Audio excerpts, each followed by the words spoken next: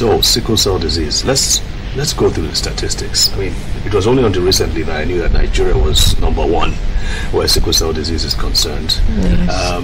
The numbers, how many altogether? Well, sickle cell disease is the major public health problem in Nigeria. It's the commonest inherited disorder in Nigeria. And where about 2 to 3% of our population of 160 million people are affected by the disease. So if you were to do the maths, how many people will that come to? I didn't do it to math, but I hear it's about between 2 and 4 million. On an average, about 3 million persons are affected by sickle cell disease in Nigeria. Wow. And in addition to that, every year, about 300,000 babies are being born with sickle cell disease. Wow. Now that is a very large number. And the reason that we have this very large number in Nigeria is because a quarter of us, 25% of us, carry the sickle cell trait. Which is what they call AS, right? Which is AS genotype. So when two people who are AS genotype come together, they have a 1 in 4 chance of having a child that is SS, that carries the sickle cell disease SS genotype. If you were to take a room of 10 Nigerians, 4 people would be AS. So that should give you an idea of the magnitude of the problem in Nigeria. It is a major problem. That is outstanding. I mean, 300,000 is twice what I've read it was, because I used to think it was 150. I read it was 150,000. 300,000 annually, but 150,000 in Nigeria. 150 to 200,000 are born in Nigeria every year. Got it. And just for perspective, in the U.S. alone, they have about 150,000, from what I read, 150,000 altogether sickle cell patients in the whole of the U.S., which is more than 3 times our population. And apparently there's a lot of research being done in the U.S. concerning sickle cell disease. I think we should be, what's the research like in Nigeria?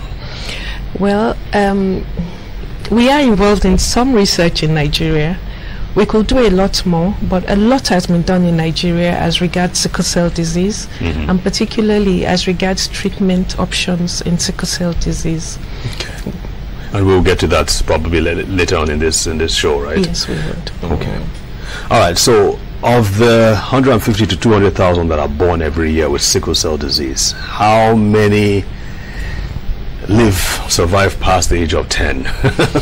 Well, actually, I was hoping you wouldn't ask Let's hear the bad that news. question, because that is actually the bad news. Now, of the 150,000 that are born with sickle cell disease in Nigeria, in the past, it used to be that about 80 to 90% of them would not live past their 5th birthday. But I say that is in the past, because now with advances in medical care, prompt identification of the child with sickle cell disease, the mortality from sickle cell disease has actually decreased significantly. So we don't have as much deaths as we used to have in the past. Okay. And what we tend to have now are illnesses, acute episodic illnesses, as well as chronic illnesses. The chronic, the effects of the condition as the children now live to become adults, and they grow into adults and into parenthood themselves. Right. So we're actually having sickle cell patients become parents themselves, and they do well again because of the advancements and better knowledge about how to deal with the condition. Yes, you're right. Okay. So that's some good news. Now, of the again, more bad news, but those who die at an early age, is there a pattern to them? What's the commonest cause of death with these children who die before the age of 10, for instance?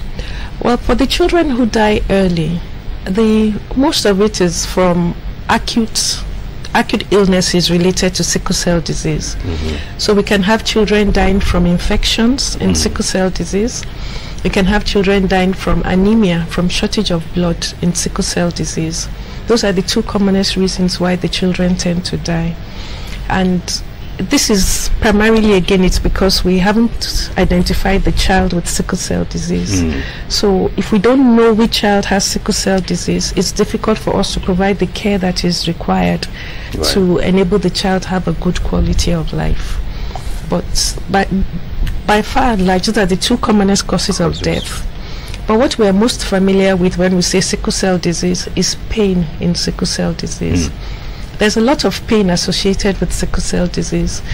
Pain in the bones, pain in the head, pain in any part of the body, which is a major complication of sickle cell disease. So pain we're very much familiar with. The child would cry, bony swellings here and there, abdominal pain, back pain, leg pain, chest pain, difficulty walking, pain everywhere, really. A lot of pain, excruciating pain.